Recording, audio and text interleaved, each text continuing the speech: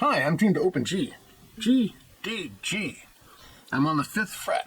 5, 5, 5. This is a C chord. C5 to be exact. Add the 7th fret.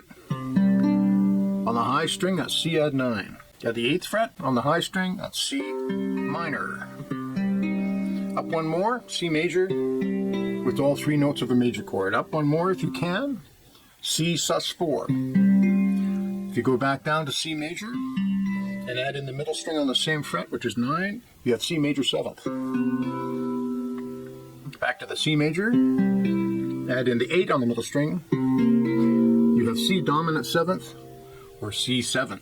Move your little finger down one to where it was C minor, but leave your 3rd finger on 8. That's C minor 7th. And lastly, both fingers move down. This is called a 6-9 chord.